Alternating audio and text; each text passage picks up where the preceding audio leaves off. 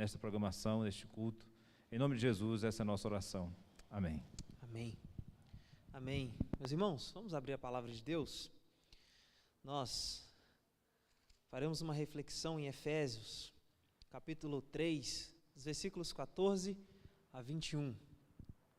Efésios, capítulo 3, verso 14 a 21.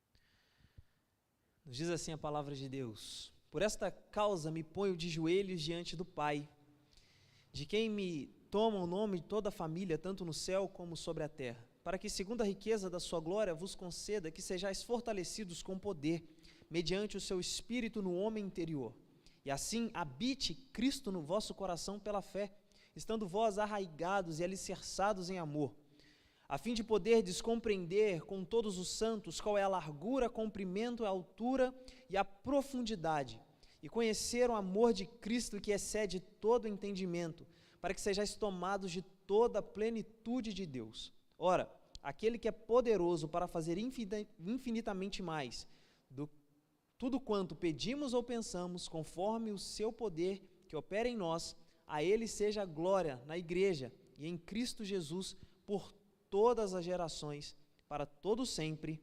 Amém. Amém. Louvado seja Deus. Há uma frase aqui, uma expressão usada pelo apóstolo Paulo, que é uma expressão que acompanha muitos homens e mulheres de Deus. No versículo 14, o apóstolo Paulo diz que está de joelhos diante do Senhor. E se colocar de joelhos diante do Senhor é se colocar em contrição diante de Deus, é se colocar diante do Senhor em humildade, é reconhecer que Ele é o Todo-Poderoso e que Ele pode sim fazer todas as coisas, não somente na nossa vida, mas na vida de quem nós estamos orando. Bom, quando nós olhamos para a palavra de Deus, nós vemos, por exemplo, em 2 Crônicas, capítulo 6, verso 13, que o rei Salomão se coloca de joelhos diante do Senhor, orando, consagrando ao Senhor o templo. Veja o que diz 2 Crônicas, capítulo 6, versículo 13. Diz a palavra do Senhor: pois Salomão tinha feito uma plataforma de bronze de 5 côvados de comprimento, 5 de largura e 3 de altura, o qual tinha posto no meio do átrio. A ela assomou, e pondo-se de joelhos perante a congregação de Israel, estendeu a mão para o céu, e a partir do versículo 14 nós vemos que Salomão começa a orar ao Senhor. Mas não foi apenas Salomão que fez isto, Esdras também, o escriba, se coloca diante do Senhor. Abra a palavra de Deus comigo em Esdras, capítulo 9, versículo 5. Olha o que a palavra de Deus diz. Esdras, capítulo 9, versículo 5. A hora da oblação da tarde, levantei-me da minha humilhação, e com a túnica e mantos rasgados, pus-me de joelhos, estendi as mãos ao Senhor meu Deus. E o versículo 6 nos mostra que após se colocar de joelho, Esdras começa a orar ao Senhor. Salomão fez isso, se colocou de joelhos, Esdras se colocou de joelhos para orar ao Senhor, mas o Senhor, Jesus Cristo, também faz a mesma coisa. Veja Lucas capítulo 22, versículo 40 e 41. Lucas 22, verso 40 e 41, a palavra de Deus diz: quando chegou àquele lugar, Jesus disse: orai para que não entreis em tentação. E apartou-se dele cerca de 1 tiro de pedra, e pondo-se de joelhos orava. O próprio Salvador se colocava de joelhos para orar ao Pai. E tem um rapaz, que o nome dele é muito bonito na Escritura, que é Estevão, e que ele também se coloca de joelhos. Veja comigo Atos, capítulo 7, versículo 60. Você que está em casa também, abra a palavra de Deus comigo, Atos, capítulo 7, versículo 60. Quando Estevão estava diante daqueles que queriam o matar, ele se coloca de joelhos. Olha o que diz a palavra de Deus. Versículo 59, apedrejavam, pois, a Estevão, que orava, orando dizia: Senhor Jesus, recebe o meu espírito, e pondo-se de joelhos, clamou com grande voz, Senhor, não lhes impute esse pecado. Tendo dito isto, adormeceu. Então, da mesma forma que muitas pessoas se colocavam de joelhos para poder orar ao Senhor, o apóstolo Paulo aqui, em Efésios capítulo 3, versículo 14, também se coloca de joelhos diante de Deus. E o apóstolo Paulo aqui se coloca de joelhos para orar pelos crentes em Éfeso. E os crentes em Éfeso podiam confiar, meus irmãos, na oração de Paulo de joelhos. Eles podiam acreditar naquilo que Paulo estava escrevendo, porque eles já presenciaram isso. Quando Paulo, depois de ficar 3 anos em Éfeso, partindo daquele lugar, reunindo os presbíteros, os líderes daquela igreja, ele ora com aqueles crentes, se colocando de joelhos diante do Senhor. Veja comigo Atos capítulo 20, versículo 31. Atos 20, 31, o apóstolo se despedindo dos presbíteros ali de Éfeso, se coloca de joelhos. Olha o que ele diz, versículo 31, portanto, vigiai, lembrando-vos de que por 3 anos, noite e dia, não cessei de admoestar com lágrimas cada um. Agora nós vamos para o versículo 36, quando ele diz, tendo dito estas coisas, ajoelhando-se orou com todos eles, então houve grande pranto entre eles, abraçando afetuosamente a Paulo, beijavam, entristecidos especialmente pela palavra que dissera, que não veriam mais o seu rosto, e acompanharam-no até o navio. Mas a grande pergunta que a gente precisa fazer para esse texto aqui é por que o apóstolo Paulo se coloca de joelhos? Porque quando nós vemos aqui o versículo 14, Paulo diz, por esta causa. E qual é a causa que faz com que o apóstolo Paulo se coloque de joelhos diante do Pai? Isso nós olhamos aqui, meus irmãos, nos versículos que antecederam a fala do apóstolo Paulo. No versículos 3 a 6, Paulo se coloca de joelhos, meus irmãos, porque o evangelho acabara de fazer dos gentios pessoas que participariam das promessas de Deus. Veja comigo o versículo 3, quando o apóstolo diz, pois segundo uma revelação que me foi dada, conhecer o mistério, conforme escrevi há pouco resumidamente, pelo que, quando ledes, podeis compreender o meu discernimento do mistério de Cristo, o qual em outras gerações não foi dado a conhecer os filhos dos homens, como agora foi revelado aos seus santos profetas, apóstolos e profetas no Espírito, a saber que os gentios são co-herdeiros, membros do corpo e coparticipantes da promessa em Cristo Jesus por meio do Evangelho. Então o apóstolo Paulo se coloca de joelhos diante do Pai. A causa pela qual o apóstolo Paulo se colocou de joelhos é porque o Evangelho agora faz com que os gentios sejam coparticipantes das promessas que Deus fez para Israel no passado. E o apóstolo Pedro diz que nós somos, a igreja de Deus, é o Israel do Senhor, é a nação santa, é o povo adquirido.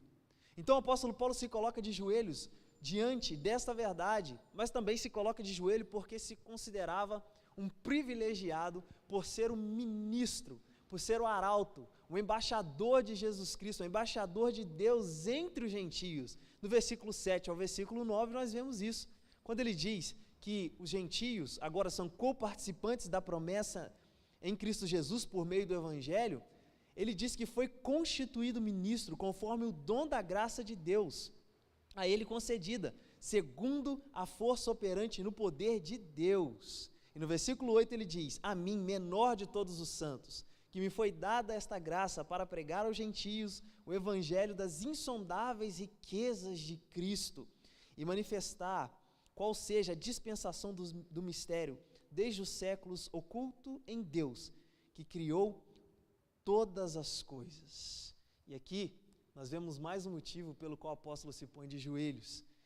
O desejo do apóstolo Paulo era que, por meio da igreja, o eterno propósito de Deus em Cristo Jesus, que era a salvação dos gentios, a salvação de todo aquele que crê em Jesus, fosse conhecida. Veja comigo aqui o versículo 10.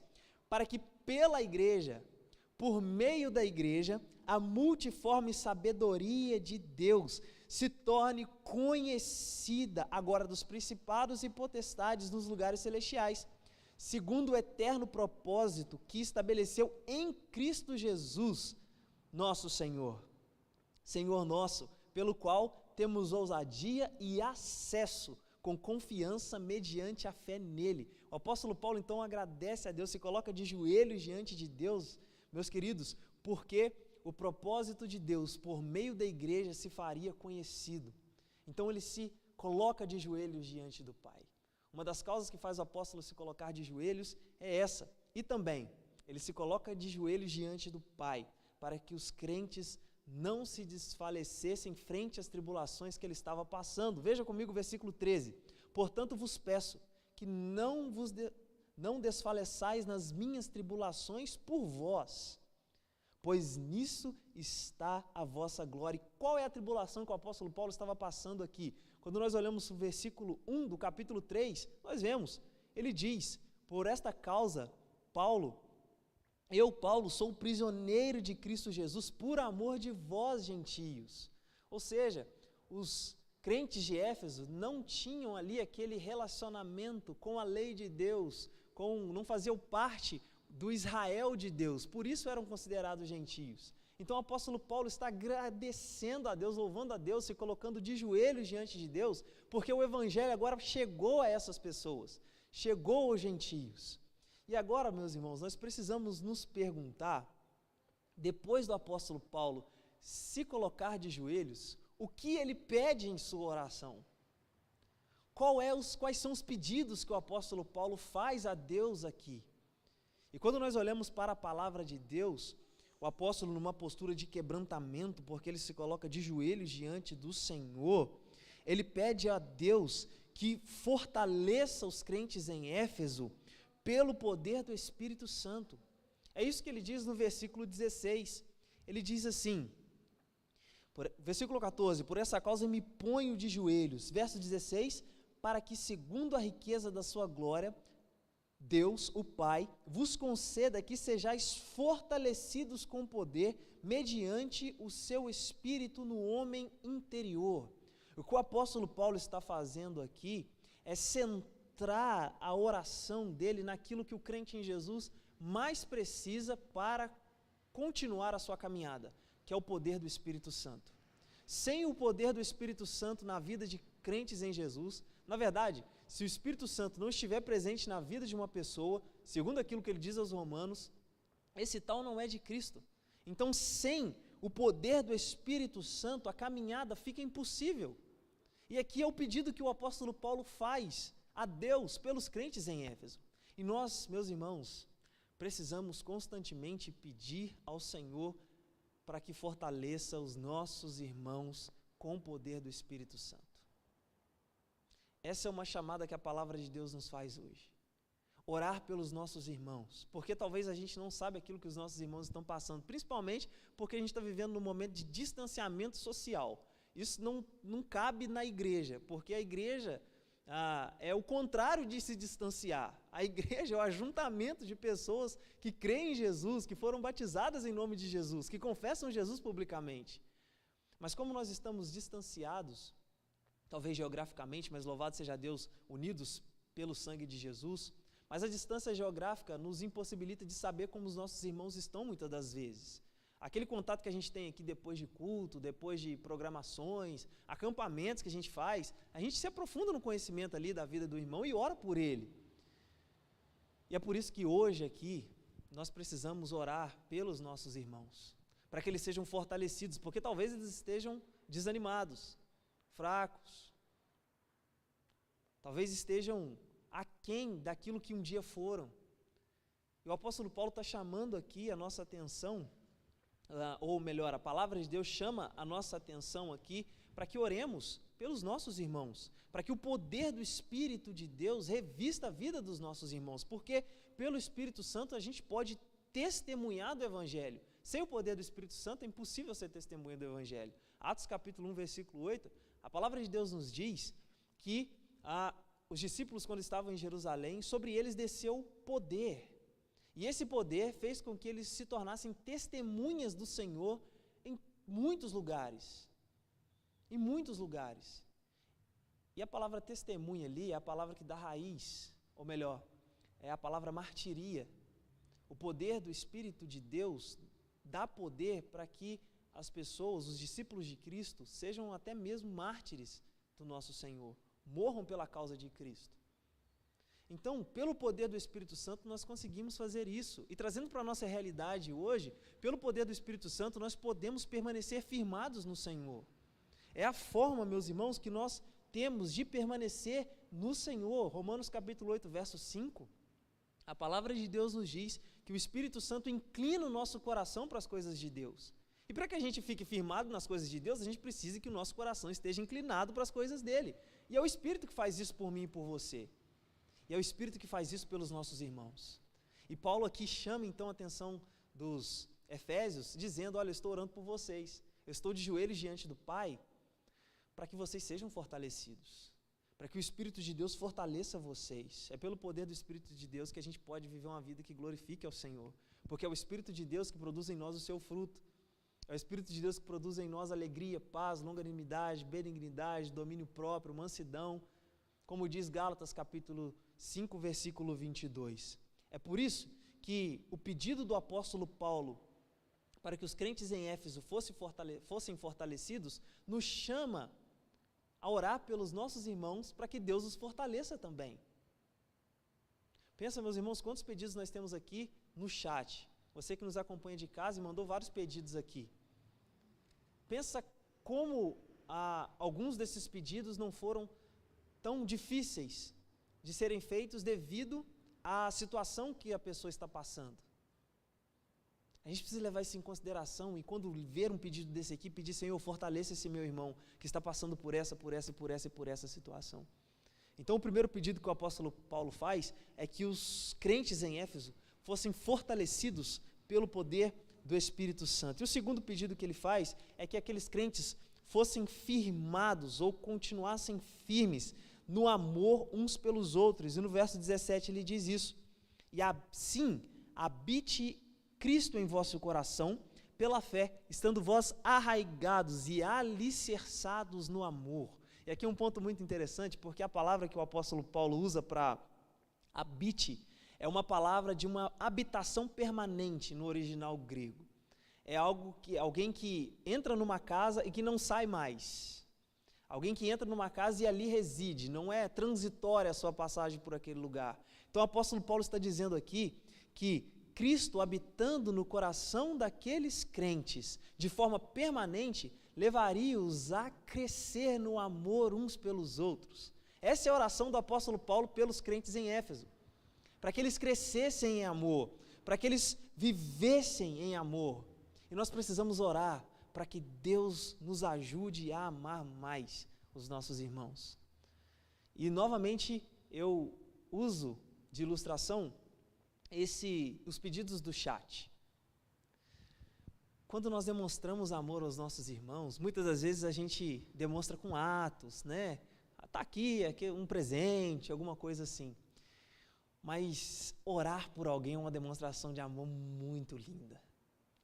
Mais linda, talvez mais relevante, com certeza mais relevante, do que dar alguma coisa para essa pessoa. Por quê? Porque quando nós oramos, nós estamos falando com Deus Todo-Poderoso.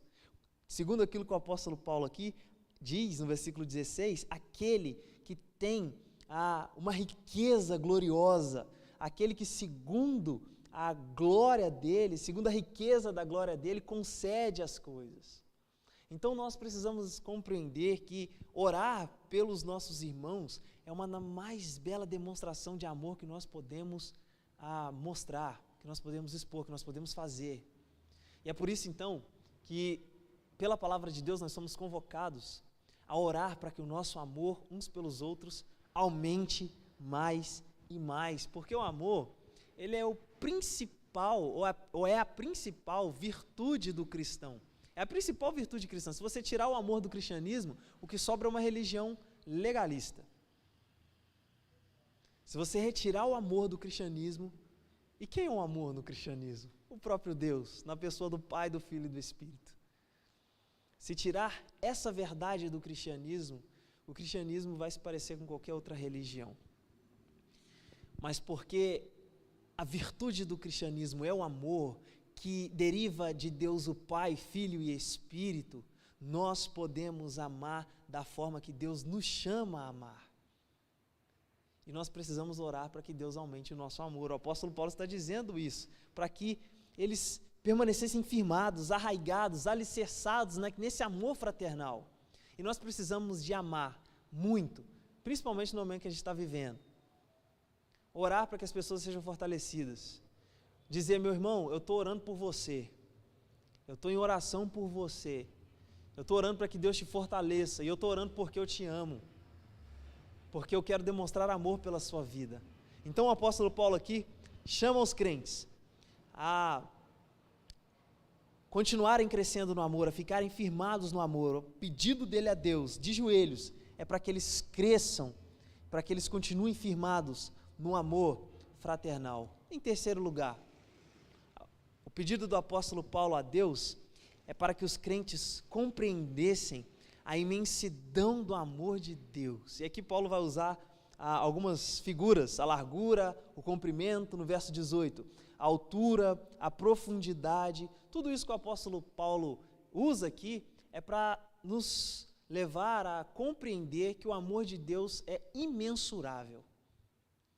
E quanto mais nós estamos alicerçados em Deus, formos fortalecidos pelo Senhor, quanto mais nós amamos o nosso irmão, porque nós conhecemos o amor de Deus, mais do amor de Cristo, ou mais no amor de Cristo, nós vamos nos aprofundar. Veja o que ele diz no versículo 18, a fim de poderdes compreender com todos os santos qual é a largura, o comprimento, a altura e a profundidade, e conhecer o amor de Cristo, que excede todo entendimento, para que sejais tomados por toda a plenitude de Deus. E aqui o apóstolo Paulo chega para mim no ápice dessa parte, que é ser tomado pela plenitude de Deus. E segundo Colossenses, no capítulo 1, versículo 19, a palavra de Deus nos mostra quem é a plenitude de Deus.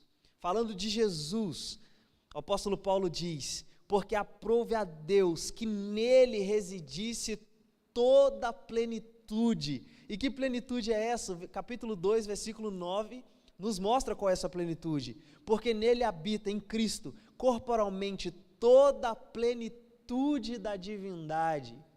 Ou seja, quanto mais nós conhecemos o amor de Cristo, mais nós somos preenchidos pela plenitude de Deus, que é o próprio Cristo, na pessoa do Espírito Santo.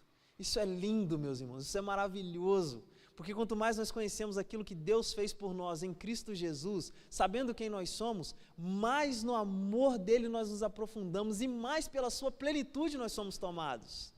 Isso é maravilhoso, e a oração do apóstolo Paulo aqui, de joelhos ao Senhor, é essa, para que os efésios conhecessem o amor de Deus, e para que eles fossem tomados por essa plenitude maravilhosa.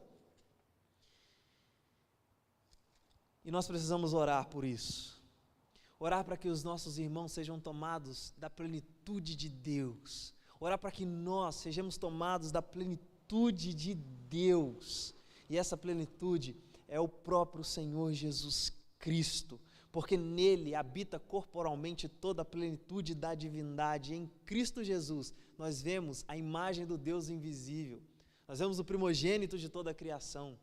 Isso é lindo demais quando nós vemos aqui no capítulo 2 de Colossenses. Portanto, quanto mais do amor de Cristo nós compreendemos, mais de Cristo nós nos enchemos, e por isso nós precisamos pedir a Deus que a gente seja cheio de Cristo Jesus na pessoa do Espírito Santo. Isso é a melhor coisa que a gente pode pedir. É interessante porque o apóstolo Paulo aqui mesmo preso de joelhos não pede ao Senhor que o liberte da prisão. Ele não pede ao Senhor que o desse algumas coisas que ele estava precisando ali naquele momento.